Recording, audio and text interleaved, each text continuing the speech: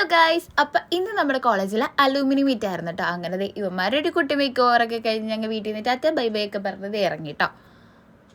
അങ്ങനെ ഞങ്ങൾ പരിപാടി സ്ഥലത്തെത്തി. ഇപ്പം നിങ്ങൾ വിചാരിക്കും കോളേജിലെ മീറ്റപ്പ് എന്ന് പറഞ്ഞിട്ട് എന്താ പള്ളിയിലെന്ന്. ആക്ച്വലി നമ്മുടെ കോളേജിൻ്റെ തൊട്ടടുത്തൊരു ഹാളിൽ വെച്ചായിരുന്നു കേട്ടോ പരിപാടി.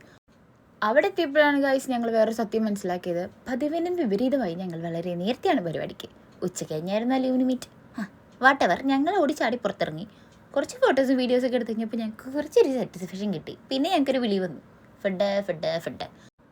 അങ്ങനെ ഞങ്ങൾ നേരെ നമ്മുടെ ചെറായി ഷാപ്പിലേക്ക് ആട്ടോ പോയത്. അവിടെ നിന്ന് ഞങ്ങൾ ഫുഡൊക്കെ കഴിച്ചു. എന്നാലും ഒരു സാറ്റിസ്ഫാക്ഷൻ വരുന്നില്ല, കാരണം ഞങ്ങളുടെ മനസ്സ് ബോച്ചയിലായിരുന്നേ.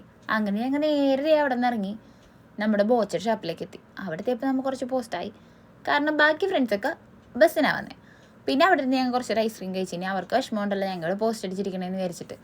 അത് കഴിഞ്ഞ് അവരൊക്കെ അവർ വന്നപ്പോൾ ഞങ്ങൾ പിന്നെയും ബോച്ചയുടെ ഷാപ്പിൽ നിന്ന് ഫുഡൊക്കെ ഓർഡർ ചെയ്ത്. ഇവിടുത്തെ ഫുഡ് കുറച്ച് എക്സ്പെൻസീവ് ആണെങ്കിലും അടിപൊളിയാണ് കേട്ടോ. എന്നിട്ട് ഞങ്ങൾ തിരിച്ച് നമ്മുടെ കോളേജിലെത്തി.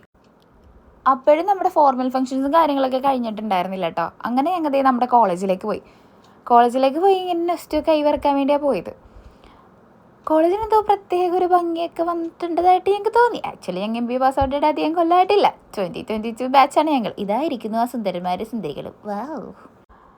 എന്താണെങ്കിലും നമ്മുടെ മീറ്റപ്പിന് അധികം ആൾക്കാരൊന്നും ഉണ്ടായിരുന്നില്ല കേട്ടോ. മേ ബി സാറ്റർഡേ ആയിരുന്നതുകൊണ്ടും എല്ലാവരും വർക്കിംഗ് ആയതൊക്കെ കൊണ്ടായിരിക്കും. എന്താണെങ്കിലും ഞങ്ങൾക്ക് കോളേജിന് ചുറ്റും നടന്ന് കുറേ കഥകളൊക്കെ ഇങ്ങനെ ഓർത്തെടുക്കണമായിരുന്നു. അവിടെ ഇരുന്ന് നമ്മൾ പഠിച്ചു, ഇവിടെ ഇരുന്ന് നമ്മൾ പഠിച്ചു എന്നൊക്കെ പറഞ്ഞിട്ട് നല്ല രസമായിരുന്നു കേട്ടോ. കോളേജിന് എന്തോ പുതിയ പ്രത്യേകതയും കാര്യങ്ങളൊക്കെ വന്നിട്ടുണ്ട്.